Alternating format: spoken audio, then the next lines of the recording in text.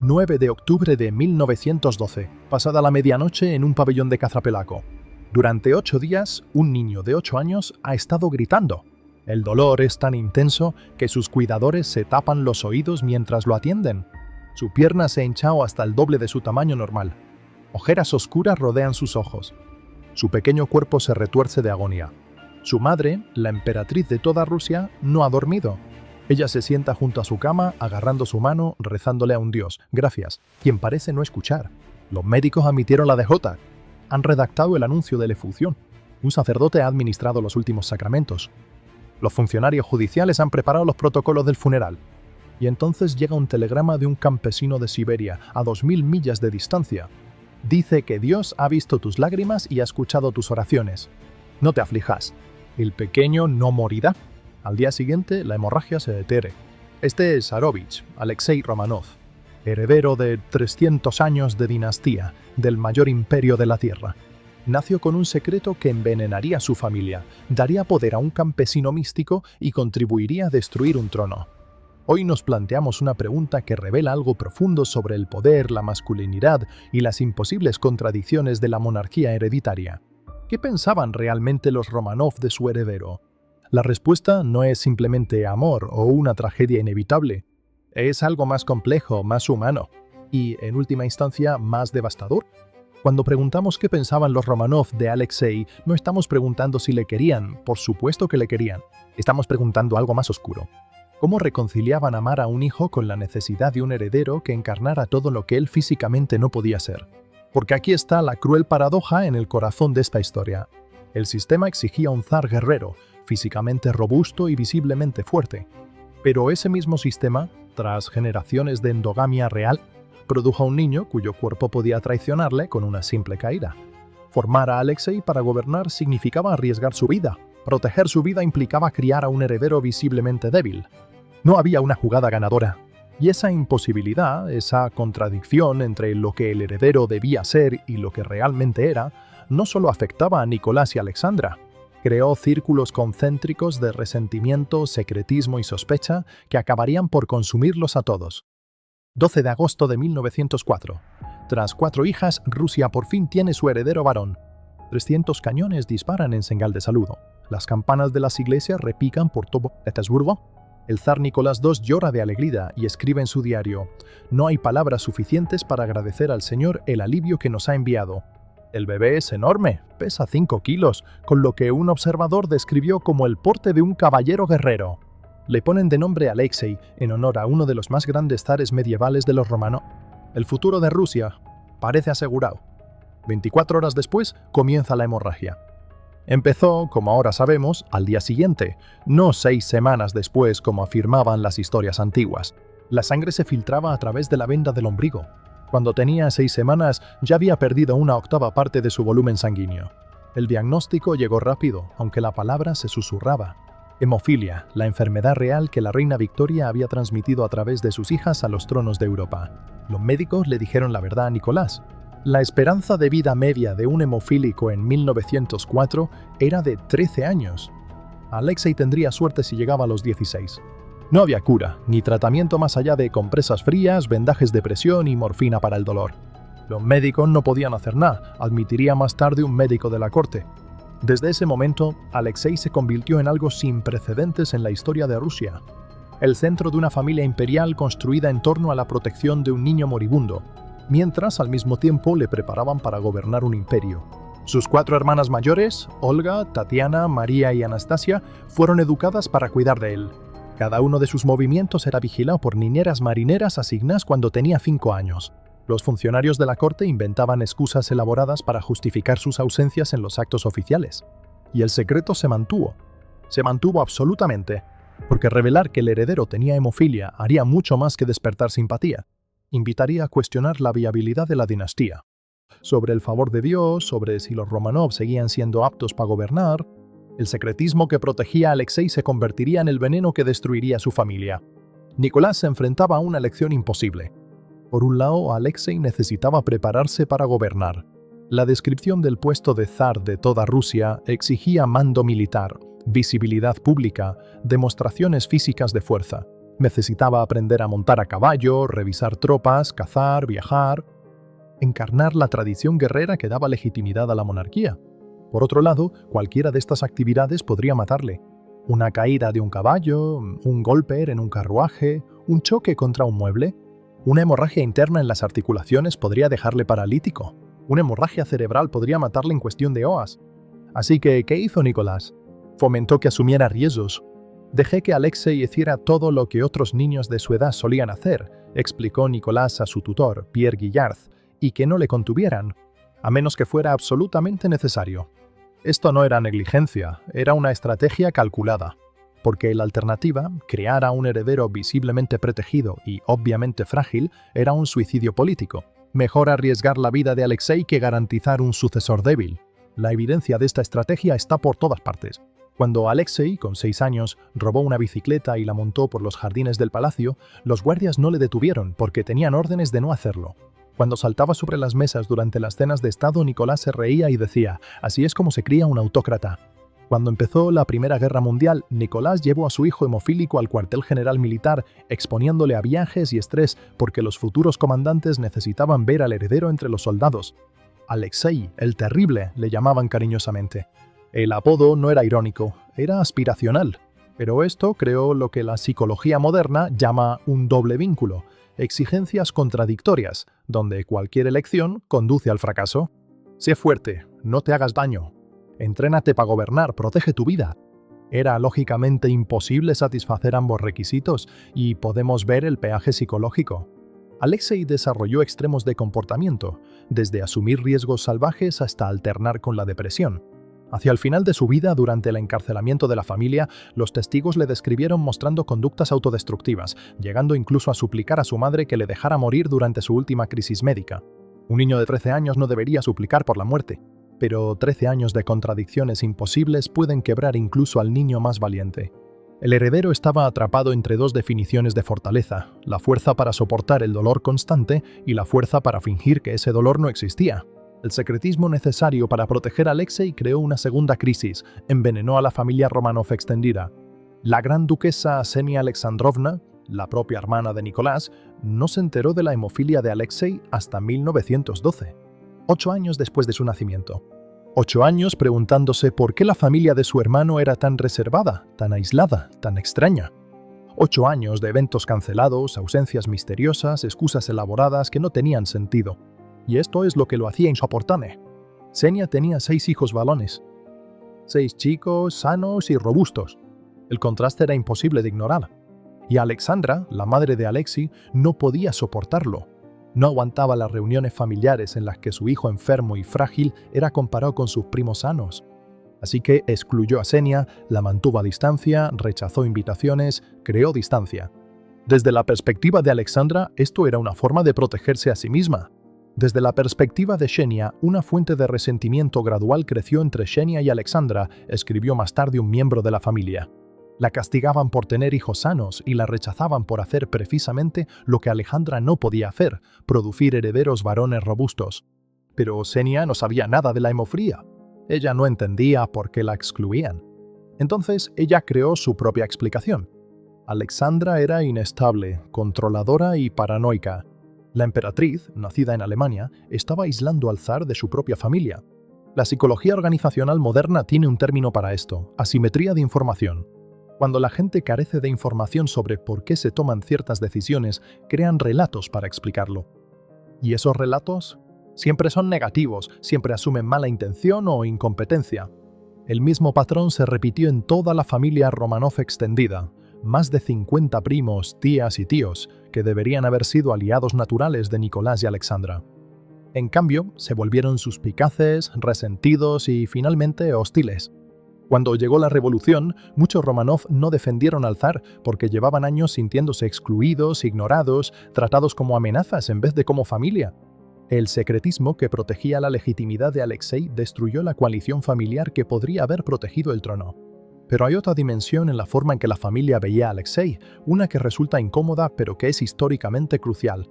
En la cultura imperial rusa, y en realidad en toda la cultura aristocrática europea, la hemofilia no se veía solo como una enfermedad, sino que se interpretaba como un fracaso de la masculinidad y, concretamente, como un fracaso transmitido a través de líneas de sangre femeninas débiles.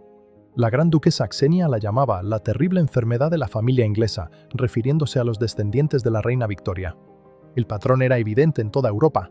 Las hijas de Victoria portaban el gen, transmitiéndolo a sus hijos, que luego sufrían y a menudo morían jóvenes. Príncipes españoles, príncipes alemanes, príncipes rusos, todos conectados a través de la línea femenina de Victoria. Esto creó una narrativa cultural que culpaba directamente a las mujeres. Alexandra no era solo la madre de un niño enfermo. Se la percibía como si hubiera contaminado a los Romanov con las enfermedades de su propia raza, como dijo un cortesano. No importaba que la genética no funcionara así. No importaba que la contribución de Nicolás fuera igual, la culpa recaía sobre ella. Y en sus propias palabras, la vemos internalizar esta culpa. Nuestra maldición heredada, lo llamó en una carta una enfermera. Si supieras con cuánto fervor he orado para que Dios proteja a mi hijo de la maldición heredada. Nuestra maldición. Ella reivindicó la responsabilidad de la catástrofe genética. Esta culpa de género tuvo consecuencias políticas devastadoras. Alexandra ya era impopular. Ella era alemana en una corte que valoraba la cultura francesa. Ella era tímida en un mundo que exigía actuación. Era profundamente religiosa en una aristocracia cada vez más secular. Ahora se convirtió en el chivo expiatorio de la mayor debilidad de la dinastía. Y Alexei, su enfermedad era vista como una emasculación. La Rusia imperial valoraba la masculinidad guerrera, la equitación, el mando militar, la robustez física, la caza. Estas eran las demostraciones que probaban la aptitud para gobernar. Alexei no podía hacer ninguna de ellas sin arriesgar su vida.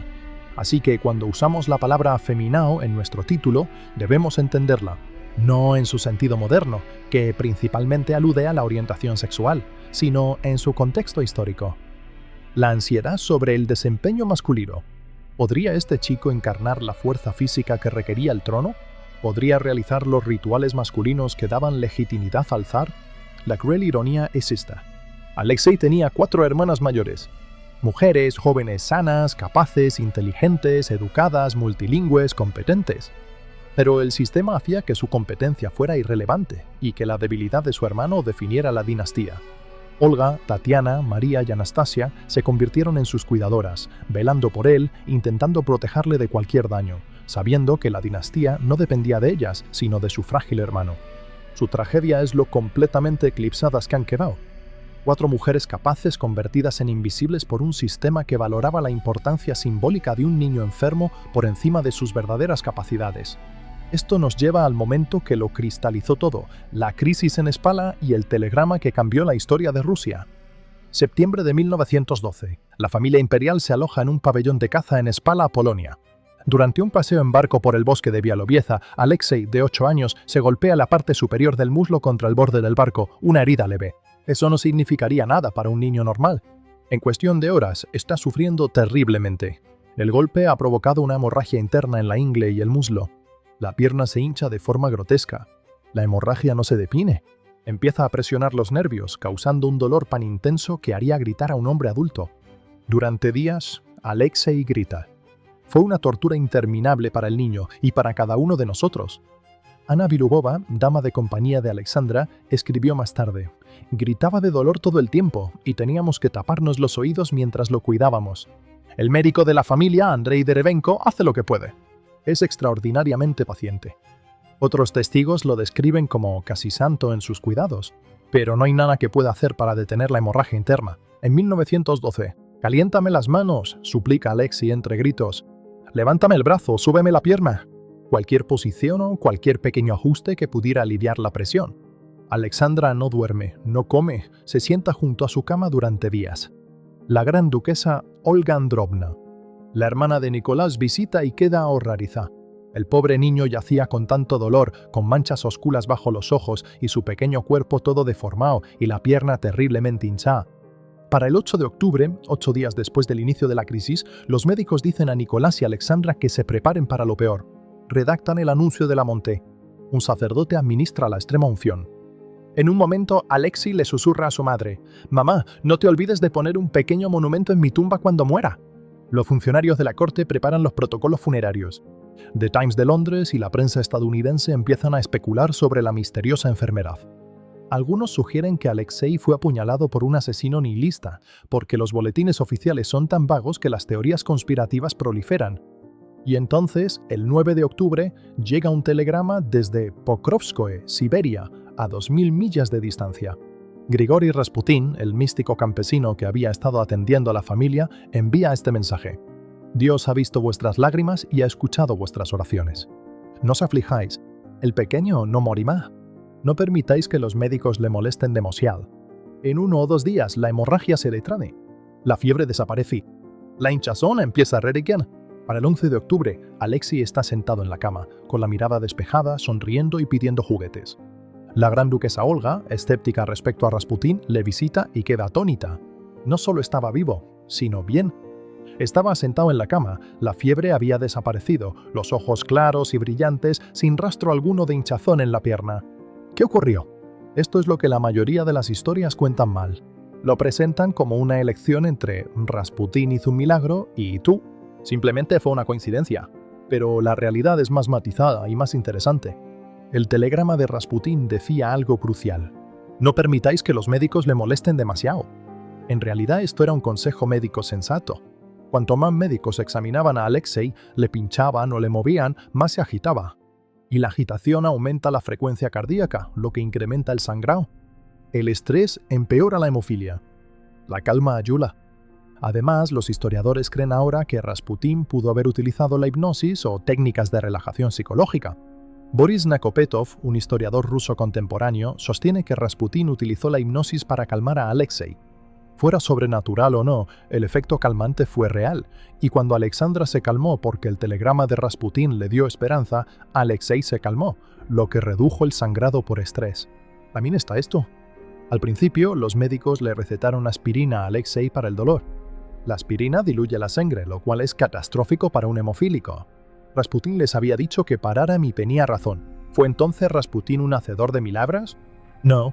¿Fue completamente un fraude? Tampoco. Fue lo suficientemente eficaz para mantener su posición. Y aquí está la trampa. La medicina convencional había fracasado explícitamente. Los médicos le dijeron a Nicolás que Alexei tendría suerte si llega a cumplir 16 años. No tenían cura, ni tratamiento, nada más que hielo y morfina. Así, cuando aparece un campesino de Siberia y parece triunfar donde los mejores médicos de Europa han fracasado, la respuesta de Alejandra no fue misticismo, sino racional. Pero, y aquí viene la catástrofe política, no podían explicar públicamente la influencia de Rasputin sin revelar la hemofilia de Alexei, cosa que absolutamente no podían hacer sin destruir la legitimidad de la dinastía. Así que el poder de Rasputin parecía inexplicable, misterioso, siniestro. Los rumores se multiplicaron. Era el amante de Alejandra. Era un espía alemán. Había hipnotizado a la pareja imperial. Practicaba la adoración al viandos. Sin conocimiento de la hemofilia, los rusos no podían entender por qué la emperatriz defendía con tanta vehemencia a ese campesino tosco. Y Nicolás comprendía perfectamente la trampa. Pierre Guillard, el tutor de Alexei, escribió más tarde: Nicolás no quería alejar a Rasputin porque si Alexei moría, a ojos de la madre, él habría sido el asesino de su propio hijo. Piénsalo, mantener a Rasputin suponía un daño político.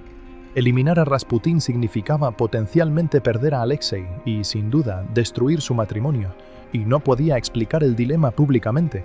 No había ninguna jugada ganadora. Desde ese momento, octubre de 1912, la posición de Rasputin se volvió, como dijo un historiador, absolutamente inquebrantable.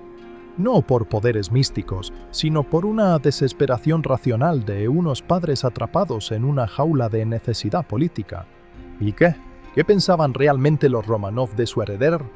La respuesta depende de a quién se lo preguntes, porque la familia se fracturó a lo largo de líneas de conocimiento, interés y desesperación. Nicolás II pensaba que Alexei era tanto su mayor alegría como su mayor fracaso. Sus anotaciones en el diario oscilan entre el orgullo al ver a Alexei encandilar a los soldados en el cuartel general y el terror durante las crisis médicas. Cuando abdicó en marzo de 1917, su primer instinto fue ceder el trono a Alexei. Entonces, los médicos le dijeron que eso significaría separarse de su hijo. Nicolás cambió su abdicación para nombrar a su hermano Miguel en su lugar. Su razón: no puedo separarme de mi hijo. Eligió ser padre antes que preservar 300 años de dinastía. Fue la decisión más humana que tomó en su vida. También fue la sentencia de muerte de Alexei. Alexandra pensaba que Alexei estaba maldito, literalmente. Nuestra maldición heredada no era metafórica. Ella creía que Dios la estaba castigando, poniéndola a prueba, obligándola a demostrar su fe. Cada crisis médica se convertía en una prueba religiosa. «Si supieras con cuánta devoción he rezado para que Dios proteja a mi hijo», le dijo a una enfermera. Todo su mundo emocional se redujo a un solo objetivo: mantener a Alexei con vida. Todo lo demás, la política, las relaciones familiares, la opinión pública, pasó a ser secundario. Esto no era histeria maternal. Era una priorización racional ante la muerte inminente. Pero eso la destruyó políticamente. Su defensa desesperada de Rasputín parecía una locura para quienes no sabían lo de la hemofilia. Las 4 hermanas, Olga, Tatiana, María y Anastasia, adoraban a su hermano, pero sus propios sentimientos están inquietantemente ausentes del registro histórico. Escribieron sobre cómo lo cuidaban, se preocupaban por él y jugaban con él para distraerle del dolor. Pierre Gillier señaló que ellas aportaban a su vida un elemento de alegría juvenil que de otro modo habría echado mucho en falta, pero no tenemos cartas en las que ellas resientan la carga o expresen enfado porque su competencia no significaba nada comparada con su importancia simbólica. Quizá realmente no lo resentían. O quizá sabían, incluso siendo adolescentes, que expresar esos sentimientos sería imperdonable. Su silencio es una tragedia en sí misma. La familia Romanov extendida, especialmente la gran duquesa mayor y otros que estaban al margen, pensaban que Nicolás y Alexandra eran incompetentes, paranoicos, posiblemente estaban locos. Varios Romanov intentaron convencer a Nicolás de que apartara a Rasputín. Su propia madre, la emperatriz viuda María Fyodorovna, estaba convencida de que Rasputín era un farsante. Finalmente, el gran duque Dmitri Pavlovich participó en el asesinato de Rasputín, creyendo que estaba salvando a Rusia de un charlatán campesino. Lo inquietante es lo racional que parece su oposición cuando no se sabe nada sobre la hemofilia. La asimetría de información creó enemigos donde debería haber habido aliados. El público ruso, en gran parte mantenido en la ignorancia, oscilaba entre la esperanza y la sospecha. Alexei era la esperanza de Rusia. Cuando aparecía sano en público, pero sus misteriosas ausencias alimentaban teorías conspirativas. Sin comprender la realidad médica, los rusos crearon relatos sobre influencia alemana, escándalos sexuales, corrupción mística. Para 1917, el rumor más común era que Alexandra tenía un romance con Rasputín. La verdad que era una madre desesperada protegiendo a un hijo moribundo nunca salió a la luz. El secretismo, ideado para preservar la legitimidad, la destruyó en su lugar. 17 de julio de 1918. Poco después de la medianoche, en un sótano de Caterimburgo, Alexei Romanov, de 13 años, es bajado por las escaleras en brazos. No puede caminar. Su última crisis de hemofilia, en marzo, le dejó incapaz de mantenerse en pie durante los meses restantes de su vida. Le colocan en una silla. A su alrededor, su padre, su madre, sus 4 hermanas, el médico de la familia, sus sirvientes. 11 personas en total. Afuera, el motor de un camión ruge para cubrir el sonido de los disparos. Yakov Yurovsky, el comandante bolchevique, lee una breve declaración. En vista de que sus familiares continúan su ofensiva contra la Rusia soviética, el Presidium ha decidido fusilarles. La familia tiene apenas unos segundos para asimilarlo antes de que empiece el tiroteo. Alexei recibe varios disparos. Tarda más que los demás. Las joyas cosidas en su ropa desvían algunas balas. La apuñalan con bayonetas. Su cuerpo es mutilado con ácido sulfúrico y enterrado en una tumba secreta que no sería descubierta hasta casi 90 años después. Esto es lo que demuestra la ejecución. Ni siquiera los bolcheviques, que decían rechazar la lógica de la sucesión hereditaria, pudieron escapar de ella. Decían que los linajes no importaban, que la monarquía era una ficción anticuada. Pero asesinaron a un hemofílico de 13 años que no podía caminar, precisamente porque era el heredero. Su debilidad física era irrelevante, su poder simbólico lo era todo. La revolución que decía rechazar la sucesión hereditaria demostró su poder terminando violentamente con un niño para impedirla. ¿Y qué pensaban realmente los Romanov de su heredero? Pensaban que lo era todo. Y esa es la tragedia. Nicolás pensaba: debo hacerle lo bastante fuerte para gobernar, aunque eso le cueste la vida. Alexandra pensaba: debo protegerle a toda costa, aunque eso nos destruya políticamente. Las 4 hermanas pensaban: es nuestro querido hermano, y cuidaremos de él, y nunca importaremos tanto como él. La familia extendida pensaba, ¿por qué no confían en nosotros? ¿Qué están ocultando?